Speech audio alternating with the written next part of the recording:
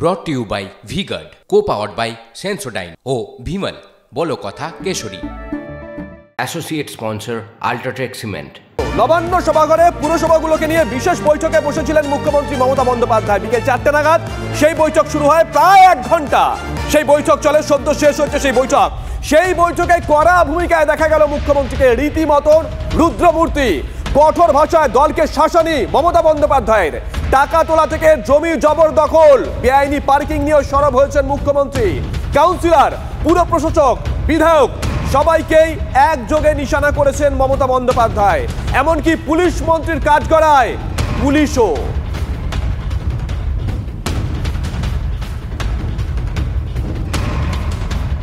Parking এর নামে তোলাবাজি চলছে। ক্ষুব্ধ মুখ্যমন্ত্রী। কে কোন দলের লোক দেখতে হবে না, নেতা মন্ত্রী বিধায়ক দেখতে হবে না, কড়া হাতে পুলিশকে ব্যবস্থা নেওয়ার নির্দেশ মুখ্যমন্ত্রীর। পার্কিং এর নামে অনেক জায়গায় ইল্লিগাল গাড়ি দাঁড় করিয়ে রাখে, তোলাবাজি করে। গভর্নমেন্ট কেন বদনাম নেবে? গভর্নমেন্ট কি এর থেকে 1 পয়সাও পায় না? পার্টি পায়। যে ইন্ডিভিজুয়াল পায় তার পকেটে যায়। আমি কোনো ইন্ডিভিজুয়ালকে পোষবার জন্য এখানে আসিনি, আমি মানুষকে দেখবার জন্য এসেছি। পরিষ্কার বলে দিচ্ছি, এরকম বলে পুলিশ সঙ্গে সঙ্গে অ্যাকশন নেবে। পুলিশ যদি এফেক্টিভ হয় অনেক কিছু সলভ হয়ে যায়, কিন্তু পুলিশ যদি উইক হয়ে যায় সেখানে কিন্তু এরা অ্যাডভান্টেজ পায়। ডোন্ট টেক কেয়ার কোন পার্টির কে এমএলএ কার কোন মিনিস্টার বলছে শুনবে না। নিজের কাজটা দায়িত্বশীলতার সাথে পালন করবে, এটা আমি আজকে পরিষ্কার বলছি।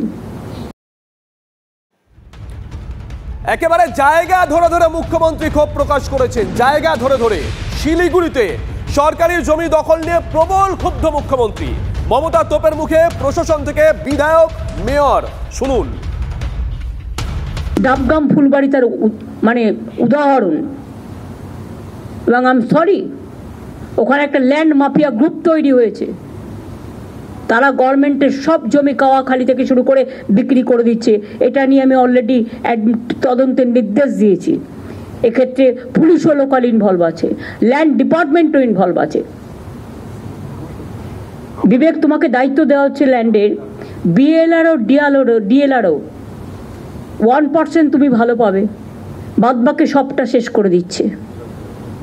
Land bank, land use policy, land map সব ডিপার্টমেন্ট থেকে এবং স্টেটের চেয়ে নাও, এবং দরকার হলে রিসাপেল করো। আজকে থেকে তোমার দায়িত্ব দেওয়া হলো ক্লিন করবার জন্য। এবং এখানে তুমি কারো কথা শুনবে না, আমার কথাও শুনবে না প্রয়োজন হলে।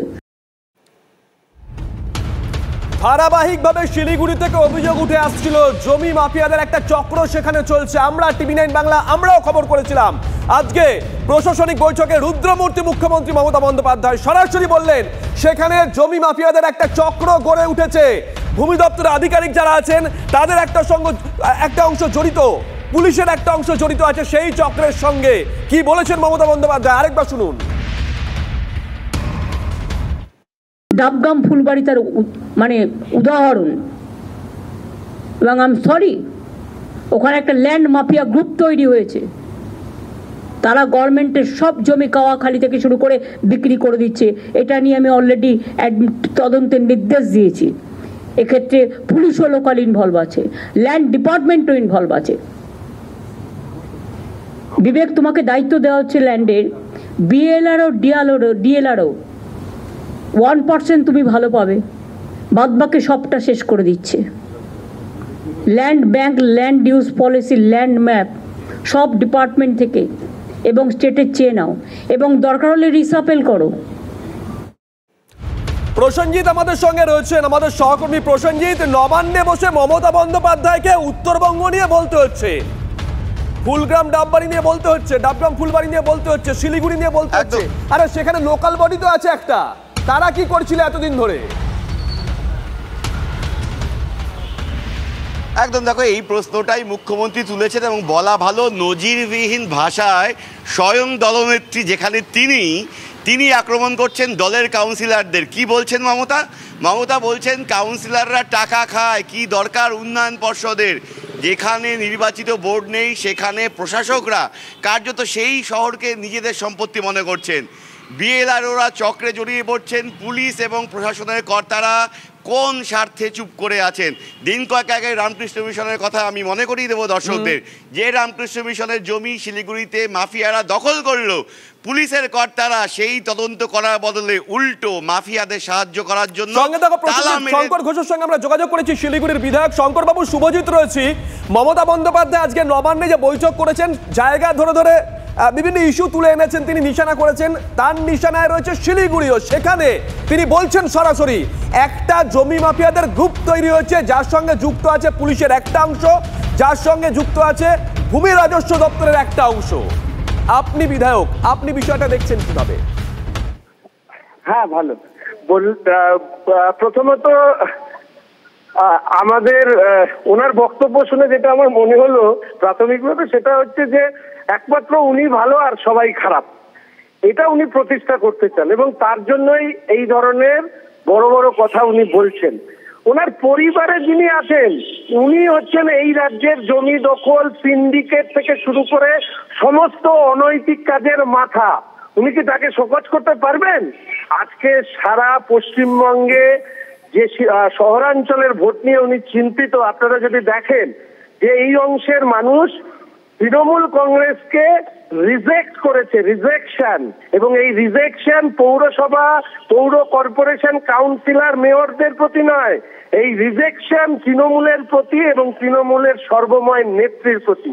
শিলিগুড়ি এবং শিলিগুড়ি সংলগ্ন অঞ্চলে আমি আপনাদেরকে বলছি, কয়েকটি বিশেষ বড় গ্রুপ আছে, তাদের কাছ থেকে কোটি কোটি টাকা এই তৃণমূল কংগ্রেস সংগ্রহ করছে। জমি মাফিয়া অথচ তৃণমূলের নেতা, যত তৃণমূলের বড় বড় নেতা সবগুলো হচ্ছে জমি মাফিয়া। শঙ্করবাবু, আপনার কি মনে হয় এরপরে এই আপনি অভিযোগগুলো করছেন, এই পরিস্থিতি বদল হবে? কিচ্ছু হবে না, আরো বেশি টাকা তুলবে না। প্রথমে তৃণমূল কংগ্রেস হলো রাজনৈতিক দলই না, এটা একটা ব্যবসায়ী সংগঠন, এক্সটর্শন করে মানুষের কাছ থেকে। ফলে সেই এক্সটর্শন থামবে কি করে? তাহলে দলই থাকবে না। ফলে এগুলো কিচ্ছু হবে না। এগুলো ভোটে এই ফলাফল দেখে উনি 2026কে সামনে রেখে নিজে ভালো আর সবাই খারাপ, এই যে নীতি, এইটা তো চলতে পারে না। আমার মনে হয় রাজ্যের মানুষ ওনার এই ধরনের সো কল ড্রামাটিক অ্যাপিয়ারেন্স এখন ভালো মতনই বুঝতে পারছে। ধন্যবাদ শঙ্কর বাবু। আমরা কথা বললাম বিজেপি বিধায়ক, শিলিগুড়ির বিধায়ক শঙ্কর ঘোষের সঙ্গে। মমতা বন্দ্যোপাধ্যায় জায়গা ধরে ধরে আজকে জায়গা ধরে ধরে বলেছেন বিধাননগর পুরো এলাকায় জবরদখল, সরাসরি মন্ত্রী সুজিত বসুগত মমতা বন্দ্যোপাধ্যায়ের। বাইরের লোকেদের টাকা নিয়ে বসানো হচ্ছে, দমকল মন্ত্রীকে তিরস্কার মুখ্যমন্ত্রীর। সল্লেক আমার লজ্জা লাগছে। রাজারহাটেও শুরু হয়েছে এনক্রোচমেন্ট, সল্লেকে ইচ্ছা মতো সুজিত বোস লোক বসাচ্ছে কম্পিটিশন করে। কেন কেন বাইরের লোক বসবে? এআরডি অফিসের অপোজিটে ছবি দেখালে নিজেরাই লজ্জা পাবেন।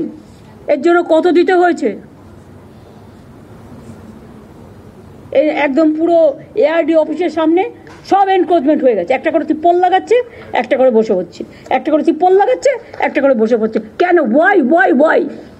আমি জানতে চাই কত টাকার বিনিময়ে কারা নিয়েছে টাকা? কেন সল্টলেক কর্পোরেশনের কাউন্সিলররা কাজ করে না? তারা তো ইলেক্টেড বডি। সৌরভ দত্ত আমাদের সঙ্গে রয়েছেন। সৌরভ, কেন সল্টলেকের কাউন্সিলররা কাজ করেন না? তারা তো ইলেক্টেড বডি। কে টাকা নিয়েছে, কত টাকা নিয়েছে, ট্রিপল দিয়ে বসিয়ে দেওয়া হচ্ছে সেখানে। একবার গিয়ে দেখুন, ছবি দেখলে লজ্জা পাবেন। মমতা বন্দ্যোপাধ্যায় প্রশাসনিক প্রধান, লোকাল বডির যারা আছেন তাদেরকে তিরস্কার করছেন প্রকাশ্যে। সল্টলেকের ছবি সৌরভ।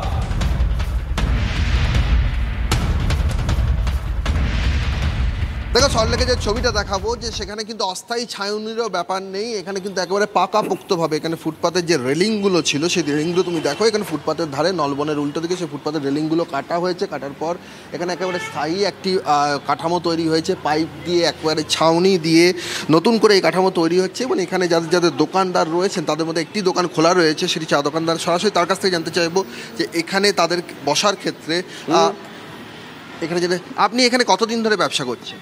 আমার এখানে 20 বছরের দোকান। 20 বছর ধরে এখানে ব্যবসা করছেন। এখানে কিসের দোকান ছিল আপনাদের? আমার এটা চা দোকান, ওটা ভাতের হোটেল।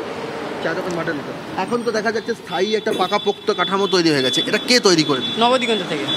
আপনি নবদিগন্ত থেকে তৈরি করেছে, আপনি কি করে জানেন?